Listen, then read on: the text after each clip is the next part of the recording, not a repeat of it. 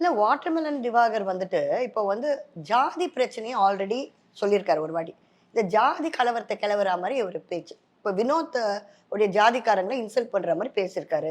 இப்போ வெளியில வந்தாக்கா அவங்க இவர சும்மா விடுவாங்கன்னு நெனைக்கிறீங்களா? இல்லையா? He is asking for trouble தான மோர் அண்ட் மோர்.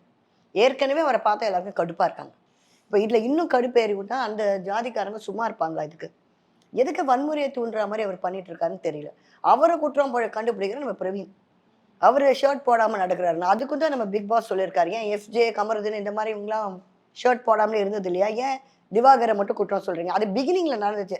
பிகினிங்ல எங்க பிக் பாஸ் ஆரம்பிச்ச உடனே அவங்க எல்லாம் என்ன ஜானர்ல இருந்தாங்கனாக்கா, எல்லாரும் ஒண்ணா சேர்ந்து இந்த வாட்டர் மெலன் அடிச்சா எல்லா பப்ளிக்குக்கும் அவங்க மேல ஒரு இன்ட்ரெஸ்ட் வரும்னு நெனச்சாங்க.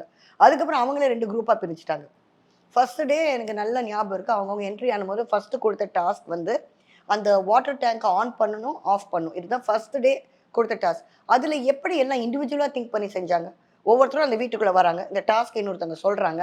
சொன்ன உடனே அவங்க ஆன், ஆஃப் அவங்க டிசைட் பண்ணி செஞ்சாங்க. அதுக்கப்புறம் அவங்க டிசிஷன்ல யாரும் போல. இவங்க சொல்றத கேட்டு இவங்க ஒரு விஷயத்த செய்றது. மத்தவங்கள ஒரு விஷயத்த செய்ய சொல்லி வற்புறுத்துறது. இந்த மாரி தான் இப்போ ஜோனர் போயிட்டு இருக்கு.